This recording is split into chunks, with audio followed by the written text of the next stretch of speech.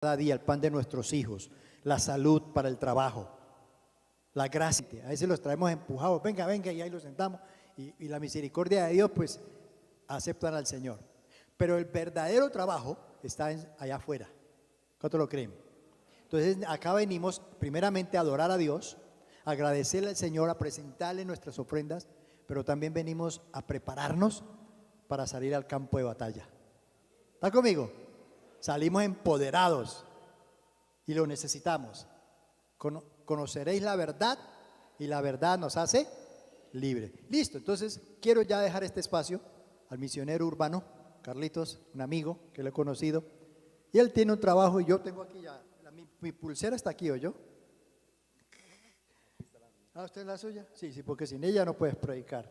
Y Carlitos es director internacional, nacional de movimiento para iglesias en grupos pequeños, o sea que es allá afuera en grupos que vamos a traer personas, que cuando la persona llegue a la iglesia del Señor es porque ya está preparado, está invitado, está empoderado. Bueno, Carlito les va a hablar un poquito más de eso y después del mensaje del culto tenemos unos coordinadores y un liderazgo que se va a quedar aquí con nosotros porque él va a dar una pequeña capacitación de cómo hacerlo entonces en el trabajo allá en su casa o en sus grupos pequeños. Carlitos, bienvenido.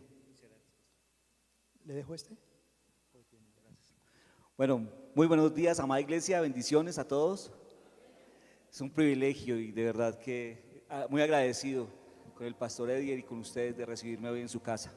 De verdad que es bien especial. Y lo que quiero compartirles hoy es acerca de la palabra y acerca de alguien bien especial. Ahí, por favor, me regala la diapositiva. Ustedes conocen la historia, hay un hombre que se llama William Booth. ¿Ustedes saben quién es? ¿Alguno ha oído de él? Este hombre fue el fundador del Ejército de Salvación. El Ejército de Salvación hoy en día está en más de 131 países a nivel mundial y pues ellos elaboraron un sistema muy especial donde se daban a otros y ellos empezaban a integrar socialmente todas sus actividades para poder hacer comedores comunitarios, para rescatar víctimas de la violencia, para rescatar personas. Y estamos hablando de 1860 más o menos, en la época en que en Inglaterra estalló la revolución industrial y vivían en una pobreza increíble en ciertas zonas de la ciudad. ¿Ustedes se acuerdan de Jack el Destripador? ¿Han oído de él? Él, de donde salió esta historia de Jack el Destripador, es donde William Booth inició su iglesia. Imagínense cómo sería de complicado este entorno en el que estaban.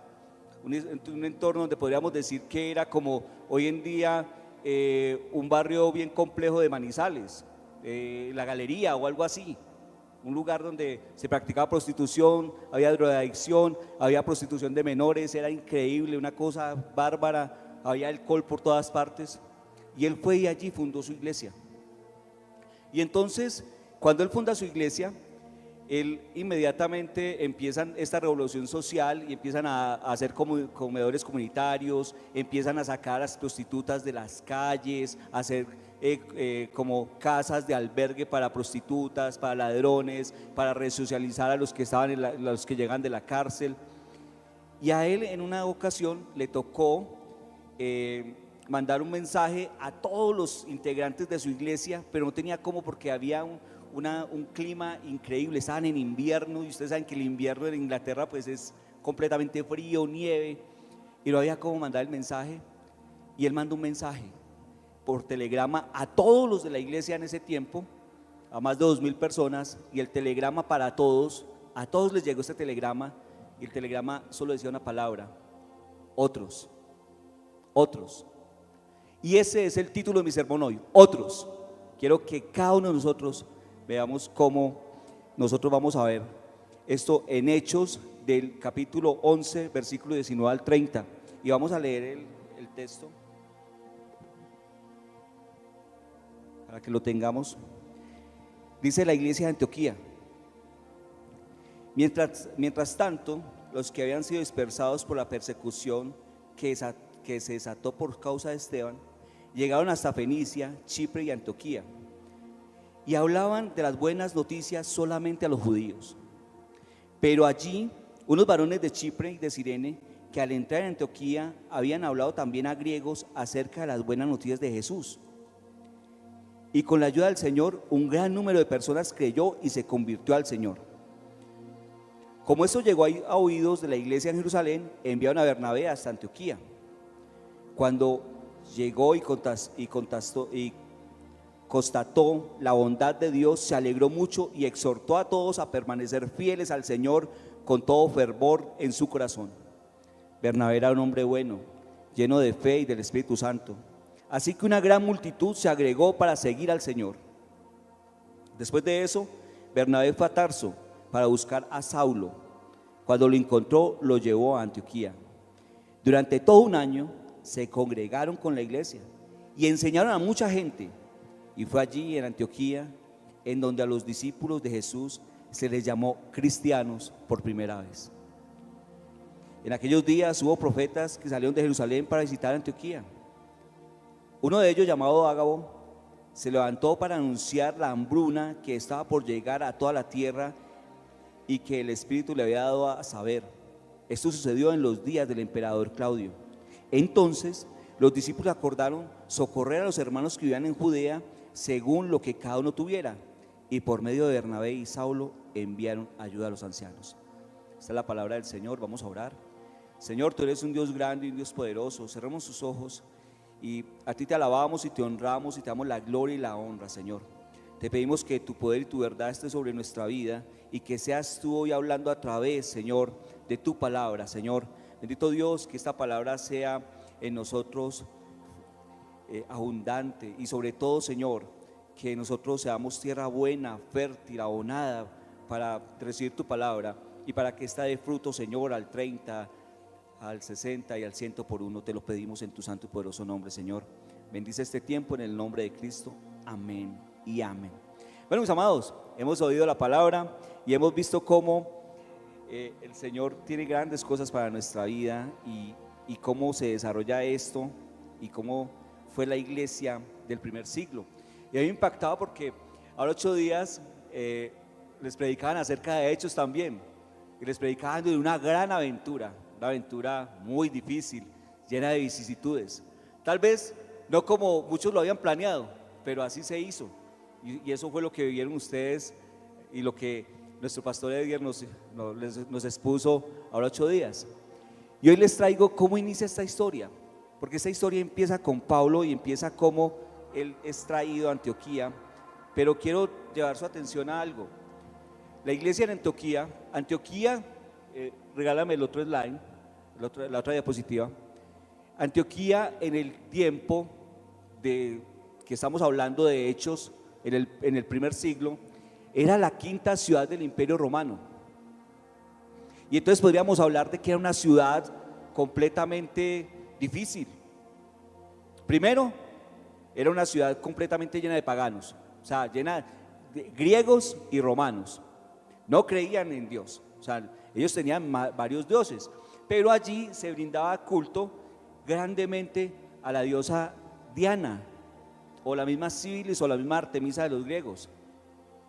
Resulta que esta diosa era la diosa de la fertilidad y de la agricultura y también de la fertilidad en las mujeres. Entonces lo que hacían las sacerdotisas de esa época era que iban y prostituían a todo el pueblo. O sea, lo que hacían dentro de estos templos eran unas bacanales, unas cosas que inclusive también se practicaba en Corintio y se decía vamos a corintiar. Y aquí venían y hacían lo mismo en la ciudad de Antioquía.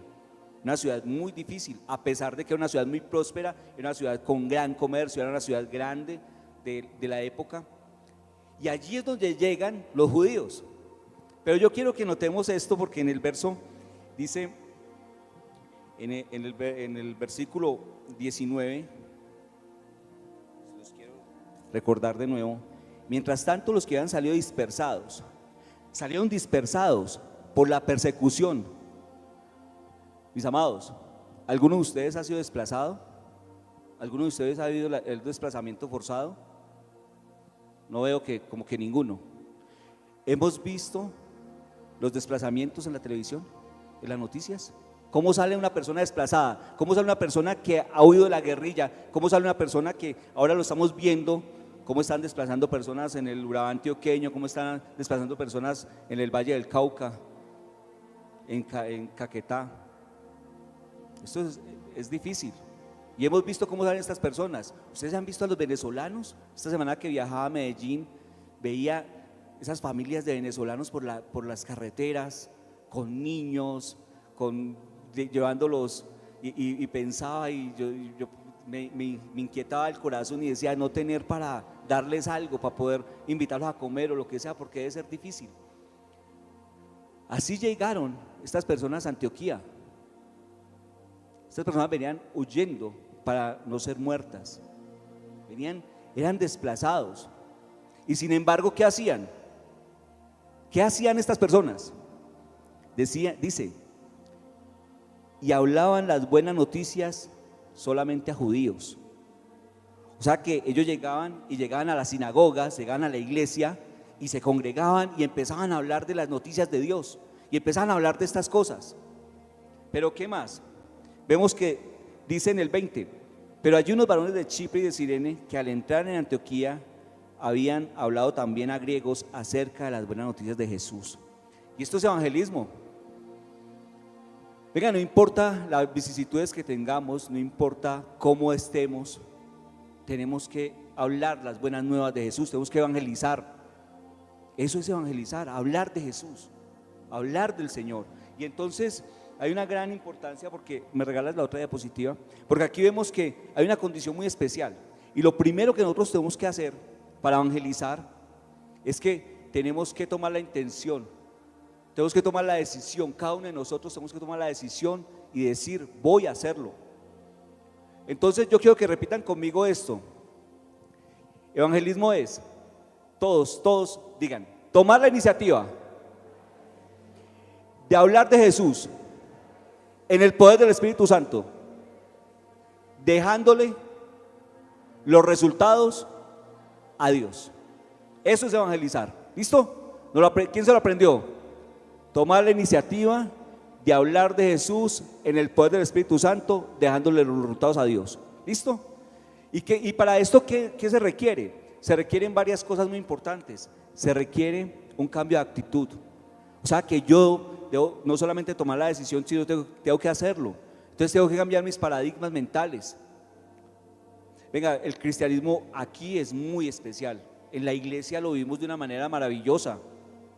Y aquí venimos y adoramos, y aquí venimos y cantamos, y nos sentimos llenos del Señor.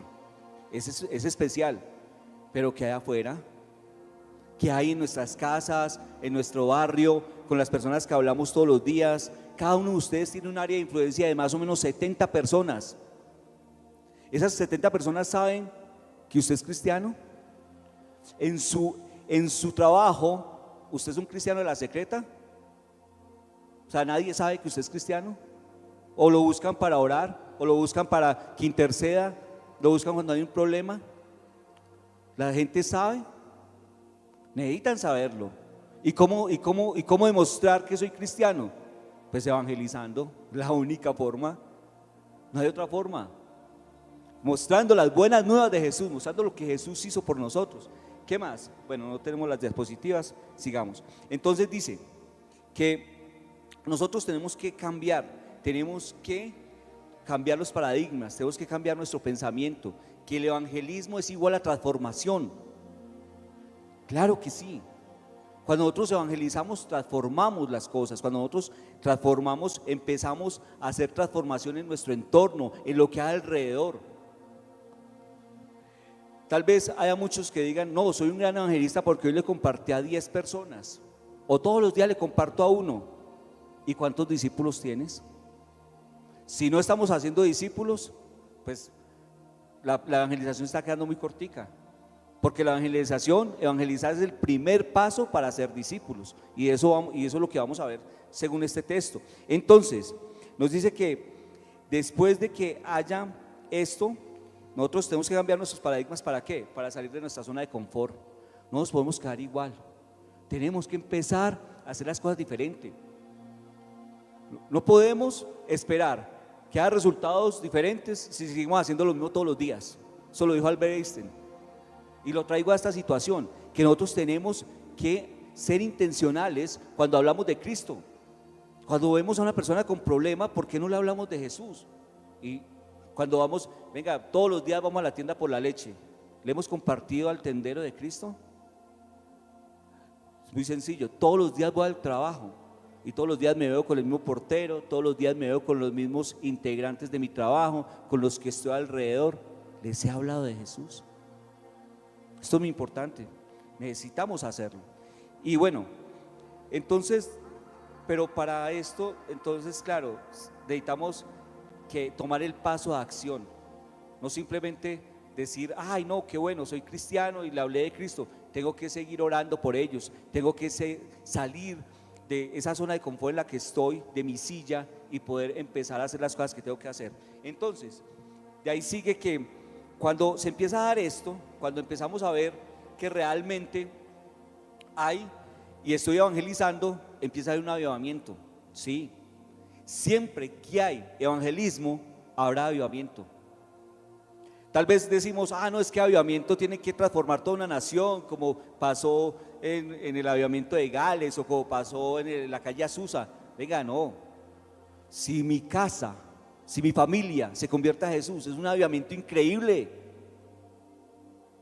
No tenemos que hablar de avivamiento con una gran cantidad, sino aunque sea uno, sean dos, sean tres, avivamiento, empieza a generarse transformación, empieza a generarse cambio. Empezamos a hablar más personas de Jesucristo. Eso es avivamiento.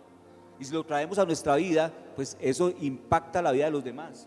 Entonces, para que haya esto, y veámoslo ellos empezaron a hablar de Jesús, los cristianos de Antioquía, como les decía, cristianos o personas que venían con unas condiciones muy difíciles. Pensemos, ¿cómo llegan los desplazados aquí a Manizales? Los venezolanos, buscando trabajo, bregando a qué hacer, inclusive en labores que de pronto no les pagan muy bien porque no tienen papeles, porque son indocumentados.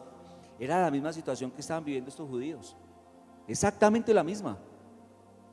Llegaron a una ciudad donde nadie los conocía, llegaron a una ciudad donde todos eran paganos, y ellos empezaron a hablar de Cristo, y empezaron con las dificultades, con las vicisitudes, con todas las cosas que tenían, a poder hablar. Y entonces cuando se genera avivamiento, el avivamiento trae una cosa muy especial, porque es que el avivamiento trae testimonio. ¿Cómo así que testimonio? Sí.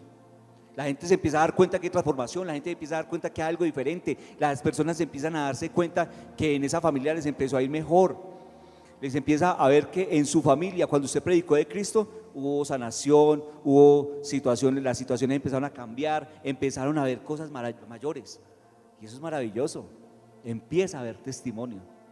¿Cómo sería el testimonio que hubo en esta ciudad? Que esto llegó a oídos de ¿quién? Dice en el versículo 22, dice, como llegó esto a oídos de la iglesia en Jerusalén, enviaron a Bernabé hasta Antioquía.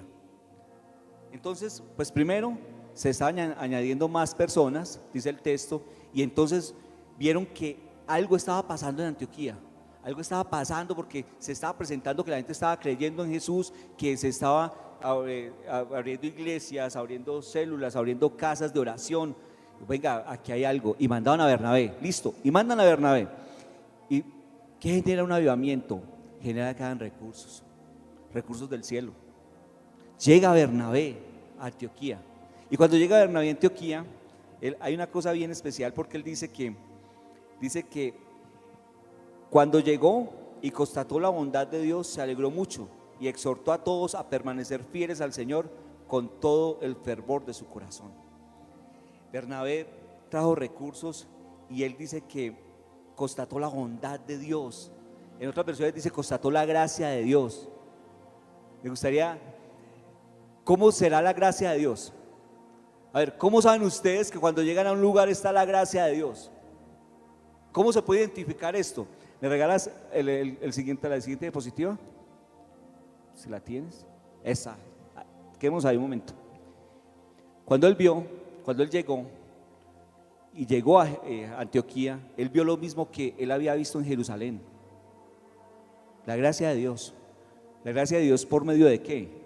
De lo que vive una iglesia común y corriente, la iglesia que Dios quiere. Y esto está en Hechos capítulo 2, del 42 al 47, y permítanme se lo leo, porque dice así: la vida de los primeros cristianos. Voy a leer desde el 41. Fue así como los que recibieron su palabra fueron bautizados, y ese día se añadieron como 3,000 personas, las cuales se mantenían fieles a las enseñanzas de los apóstoles y en mutuo compañerismo en el partimiento del pan y en las oraciones. Al ver las muchas maravillas y señales que los apóstoles hacían, todos se llenaban de temor, y todos los que habían creído se mantenían unidos y compartían todo, vendían sus propiedades y posesiones y todo lo compartían entre todos según la necesidad de cada uno. Todos los días se reunían en el templo y partían el pan en las casas y comían juntos con alegría, sencillez y corazón, mientras alababan a Dios y brindaban ayuda a todo el pueblo. Y cada día el Señor añadía a la iglesia los que habían de ser salvos. Esto fue lo que vio Bernabé. Cuando Bernabé llegó, ¿qué vio? Lo que él había visto en Jerusalén. La gracia de Dios en estas personas, personas que tenían dificultades, personas que venían desplazadas, personas que no tenían muchas cosas, pero ¿qué tenían? Tenían el poder de Dios en sus vidas. ¿Y qué hacía esto? Esto hacía que evangelizaran, esto hacía que formaran células, que empezaran a hablar a los demás de Cristo, que se diera lo que hemos visto que es avivamiento.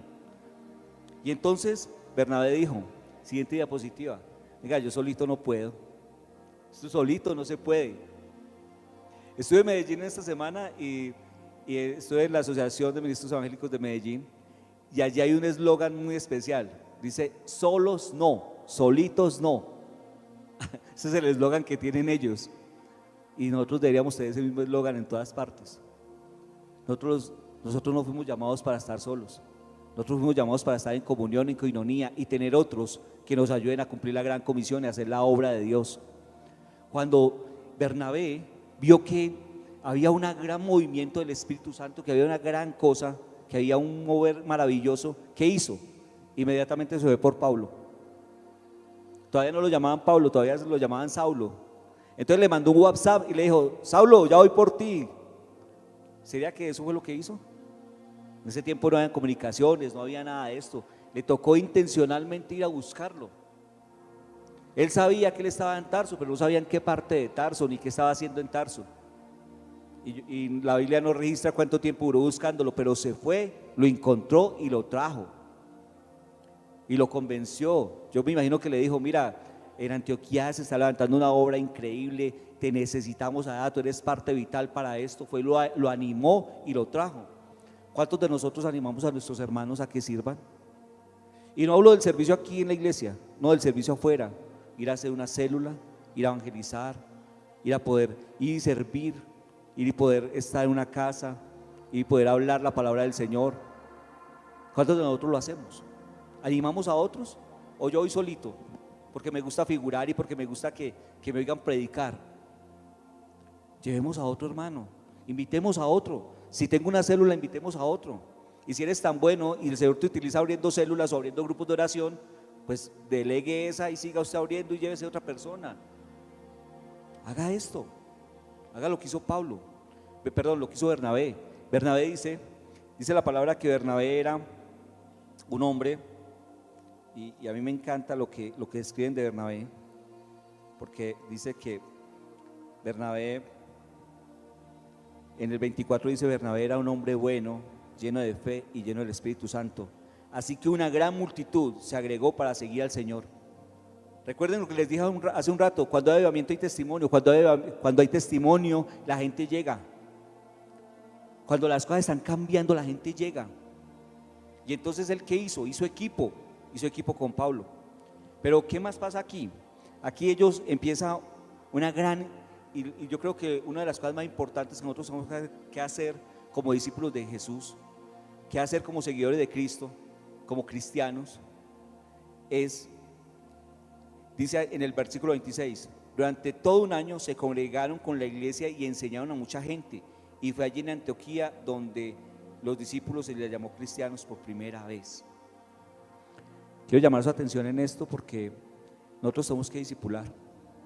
O sea, no solamente es la evangelización, no solamente es el reunirnos en una casa, adorar y hablar la palabra del Señor, sino que intencionalmente tenemos que discipular. ¿Y discipular qué es? Discipular es permitir que en mi vida se forme el carácter de Cristo, para enseñarle a otro a que se forme el carácter de Cristo en la vida de él, para guardar ¿qué? Los principios, las ordenanzas, los mandamientos, todo lo que Dios nos ha dicho que hagamos. Hace un rato el pastor hablaba de la obediencia y me impacta porque nosotros decimos que somos obedientes a Dios. ¿Somos obedientes a su gran mandato, al gran mandato de Cristo? Cristo dijo en Mateo 28, del 19 al 20: toda autoridad me es dada en el cielo y en la tierra, por tanto id y haced discípulos a todas las naciones, bautizándolos en el nombre del Padre, del Hijo y del Espíritu Santo. He aquí, enseñándoles a que guarden todas las cosas que yo os he mandado. He aquí, yo estaré con ustedes todos los días hasta el fin del mundo. Amén. ¿Cumplimos la gran comisión? ¿Hacemos esto? Mis amados, ¿hacemos esto? ¿O estamos siendo desobedientes con esto? No hemos sido obedientes con el Señor en lo que Él quiere que nosotros hagamos, que es cumplir la gran comisión. Pero cuando nosotros empezamos a discipular, vienen cosas importantísimas y cosas clarísimas, porque cuando nosotros empezamos a discipular, viene y regálame la siguiente diapositiva. Dice, ¿dónde vamos? Sí, ahí es. Entonces el discipulado genera el carácter de Cristo, y entonces cuando nosotros empezamos a hablar de discipulado, cuando nosotros empezamos a hablar de que realmente estamos enseñando a otro, estamos que otro quiera hacer lo que nosotros hacemos, que estamos empezándole a enseñar los principios, los valores, estamos enseñándole todo lo que tiene que ver con la vida cristiana. Estas personas, ¿qué pasa en su vida? Se empieza a generar el carácter de Cristo en ellos, y una vez que empieza a generarse el carácter de Cristo en ellos, ¿qué empieza a haber? Empieza a haber manifestación de los dones. Sí, se ven los dones espirituales, y aquí nos dice que después de que ellos empezaron a enseñar y se congregaron, que llegaron unos profetas a Antioquía. Se empezó a ver cómo los dones espirituales llegaron, cómo llegó todo este mover profético. Y eso tiene que ver con ¿qué? Con que el carácter de Cristo en nuestra vida hace que los dones se manifiesten de una manera especial. Entonces, si nosotros andamos en el Espíritu Santo, si el Espíritu Santo, el fruto del Espíritu Santo es amor, gozo, paz, paciencia, benignidad, bondad, fe, mansedumbre y templanza, ¿correcto? El fruto, eso es carácter, pero también viene acompañado de los dones, de todos los dones que aquí les han enseñado, y eso se puede manifestar. Pero ¿cómo queremos nosotros manifestar los dones si no tenemos el carácter de Cristo? Difícil. Muchos, claro, queremos los dones, predicar, profetizar, que las personas se sanen, dar palabra de ciencia, palabra de sabiduría, pero si no fortalecemos el carácter de Cristo en nuestra vida, ¿cómo lo hacemos? Si no obedecemos sus principios, ¿cómo fortalecemos nuestro carácter? Si no tenemos la disciplina, si no oramos, si no hacemos devocional, si no leemos la palabra, bueno, si no diezmamos, si no ofrendamos, si no amamos a nuestro prójimo, si no hacemos lo que Dios dice que hagamos, ¿cómo vamos a fortalecer nuestro carácter para que manifiesten los dones? Entonces, cuando nosotros generamos discípulos, y por eso cada uno de nosotros debemos ser discípulos, todos somos discípulos y todos tenemos que aprender. Y hay una premisa muy importante. Charles Spurgeon decía que entre más conozco el cristiano que debería ser, más me avergüenzo del cristiano que soy. Y si lo decía ese hombre, yo también lo digo, porque es que yo me avergüenzo del cristiano que soy, porque debería dar mucho más, debería estar en una posición mayor, debería tener más fe, debería ser mejor. Y cada uno de nosotros deberíamos estar en una posición diferente con Dios, una posición diferente de fe. Pero ¿cómo lo queremos hacer si no cumplimos o no tenemos las disciplinas espirituales básicas? Oración, devocional, ayuno. Tenemos que hacer esto, el darnos a otros, el conocer a otros, porque si hablamos y vemos todas estas cosas que estamos viendo acá, que están viendo en su pantalla, el discipulado, ¿con quién lo ejerzo? ¿Yo me discipulo a mí mismo? No, yo discipulo a otros, yo le enseño a otros. ¿Y el carácter de Cristo para qué es? Venga, ¿para qué tengo amor, gozo, paz, paciencia, benignidad, bondad, fe, mansedumbre y templanza? ¿Para qué? ¿Para mí? Eso es para el trato con otros. Eso es para los demás. Eso lo ven las demás personas. Tal vez tú lo vivas y tú digas, no, si yo soy lleno del Espíritu Santo y tengo todas esas cosas. Pero si tengo malas relaciones interpersonales, no crea que está muy lleno del Espíritu Santo o no estoy muy lleno del Espíritu Santo. Entonces, ¿dónde se ve esto? ¿Y dónde se manifiesta el carácter de Cristo? En mi relación con otros, en la vida con otros. ¿Y qué más? Cuando hablamos de dones, ¿ustedes conocen algún profeta que se profetice a sí mismo? No es profeta. La profecía es para otros. La palabra de ciencia, para otros. La sanidad. El mismo Pablo decía que le oró 3 veces al Señor para quitar su aguijón y la carne. Y sin embargo, cuando él ponían los trapos o pañuelos con que él se secaba el sudor, se sanaban otros. ¿Para quién es la sanidad? Para otros. Los dones que trae el Señor es para otros. No para nosotros, para otros. Sí, nosotros vivimos y tenemos las promesas de Dios increíbles en nuestra vida y nos usufructuamos de ellas, nos gozamos de todas las maravillas de Dios en nuestra vida, claro que sí, pero no es para nosotros, es para otros, para los de afuera, es para los de allá, es para otros, para esos que vamos a evangelizar, para esos que vamos a discipular, es para ellos. Y por eso es tan importante el dar. Y el dar no solamente es dar los recursos económicos. Una de las mayores cosas que en ese momento apremia es el tiempo. Y nosotros decimos, no tengo tiempo. Les cuento, cada ser humano tiene el mismo tiempo en el mundo, tiene las mismas 24 horas. La gran diferencia es qué hace con ellas. Esa es la gran diferencia. Entonces tú verás, si durante las 24 horas sacas, aunque sea media hora al día, para interesarte por alguien, por una persona específica, para orar por ella, para hacerle una llamada, para decirle, en la semana tomemos un café, te quiero enseñar algo acerca de Dios. Todos aquí, los que están, sé que pueden enseñar muchas cosas acerca de Dios, de lo que Dios les ha dado en sus vidas, porque a todos Dios nos ha dado algo. Yo les garantizo que si están aquí es porque Dios les ha dado cosas maravillosas, cosas especiales. ¿Por qué no la damos a otros? ¿Por qué las negamos y las dejamos para nosotros mismos? Es tiempo de que todo esto se transforme en otros. Es tiempo de que lo hagamos para otros. Preséntame la última, porfa. El Señor en Romanos 5:8 dijo que Dios muestra su amor en que nosotros, siendo aún pecadores, Cristo murió por nosotros. Y que nosotros tenemos que tomar eso que Dios hizo en nuestra vida. Así como estas personas llegaron y lo llamaban cristianos. ¿Y saben por qué los llamaban cristianos? Hoy en día, cuando nos dicen cristianos, uno saca pecho. Uno es bendecido de Dios, hijo de Dios, y uno saca pecho. ¿Saben por qué los llamaban cristianos? A ellos, porque eran como Cristo, porque se dieron por otros, porque en ese tiempo padecieron. Muchos fueron muertos, sacrificados, porque muchos, aún en las peores condiciones, tenían la mejor actitud y esperaban en esperanza con el Señor. Y decían, Dios es mi roca, el Señor es mi rey. Y empezaban y evangelizaban y llevaban a Cristo a las otras personas. Por eso los llamaban cristianos.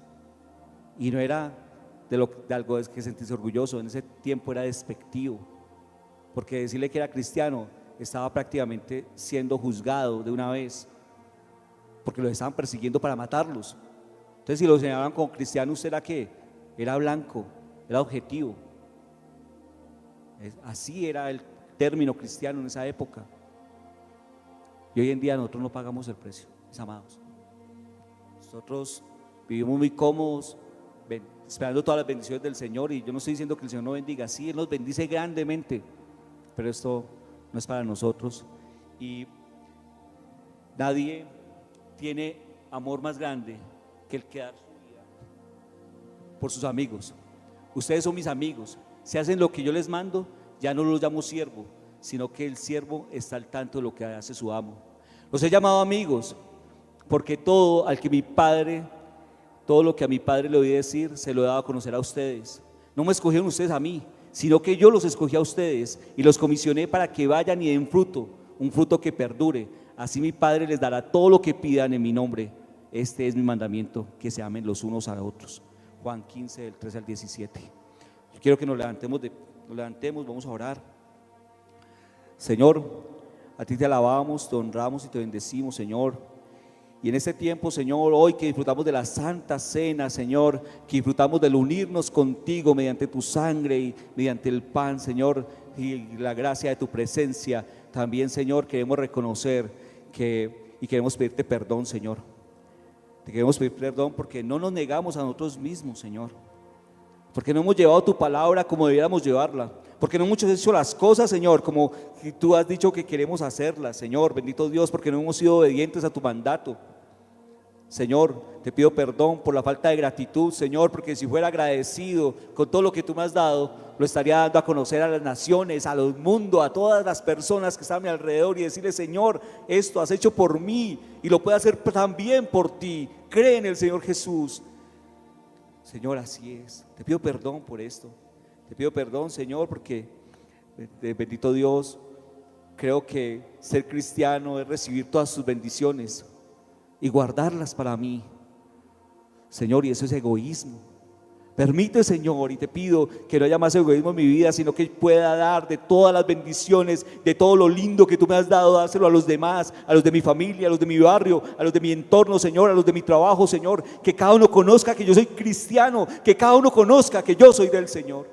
Te lo pido en el nombre de Cristo, Señor. Grande eres y poderoso eres, Señor.